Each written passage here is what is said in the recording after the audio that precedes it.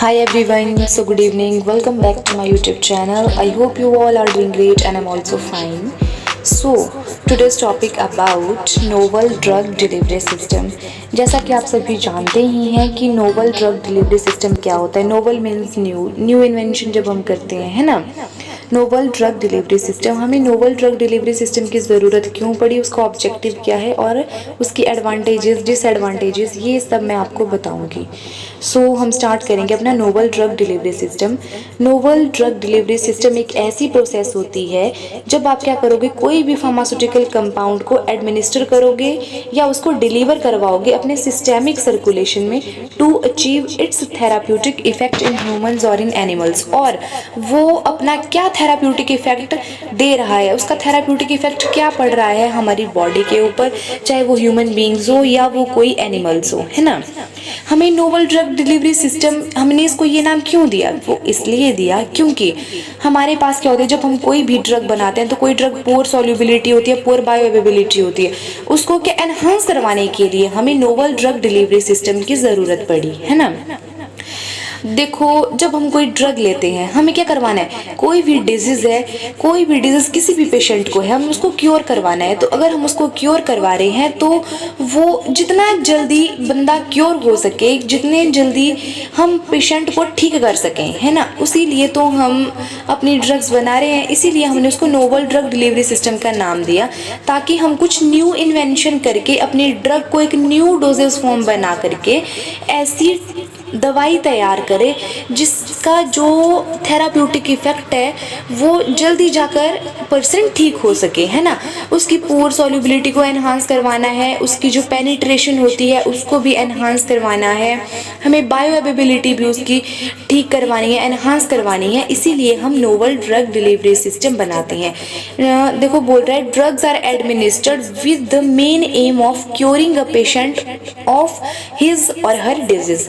Drugs are never administered in their pure form but converted into a suitable formulation. हमें एक ऐसी formulation बनानी है और उस जो कि क्या हो, so that its onset of intensity of action as well as total duration of action can be checked according to the need. With the advancement of pharmaceutical science, new concepts have evolved various modern dosage forms and methods of their administration.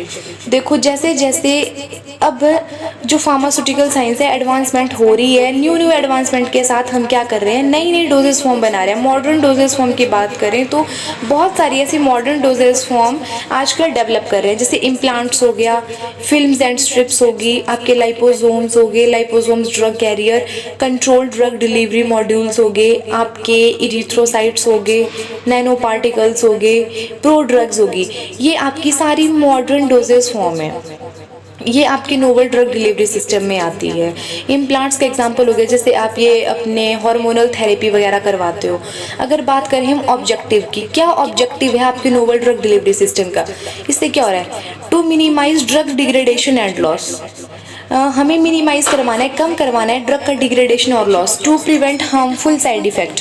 उसका हमें जो harmful side effect होते हैं उसको भी prevent करवाना है. Increase की बायोअवेलेबिलिटी क्या करवाना है, इंक्रीज करवानी है अपनी टैबलेट की.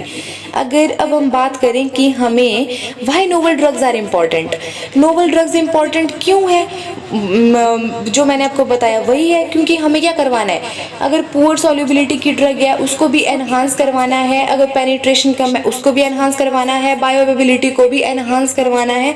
हम मेन बोलने का मोटिव ये है कि जो भी हम ड्रग ले रहे हैं वो जितना जल्दी हमारे पेशेंट को क्योर कर सके, इसलिए ही तो हम ये जो भी टैबलेट बना रहे हैं इसीलिए हम बना रहे हैं, ताकि हमारा पेशेंट बहुत जल्दी क्योर कर सके. अगर हम अब बात करें नोवल ड्रग डिलीवरी सिस्टम की एडवांटेजेस की, तो एडवांटेज क्या है इसके, they improve the oral bioavailability of poorly absorbed drugs and hence improve skin penetration of the drugs, जो मैंने आपको बताया.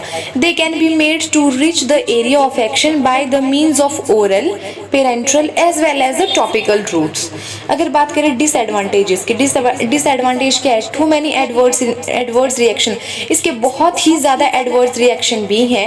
Large amount of drug deliver करवाना पड़ती है. रिपीटेड डोजेज इज नेसेसरी, और रिपीट डोज भी लेना पड़ती है. लेस पेशेंट कंप्लाइंस, और इसमें जो पेशेंट कंप्लाइंस है वो बहुत ही लेस है. ये आपका था आज का टॉपिक। आई होप आपको वीडियो अच्छा लगा होगा। अगर वीडियो अच्छा लगे तो वीडियो को लाइक करना, शेयर करना और चैनल को सब्सक्राइब करना ना भूलें। Thank you.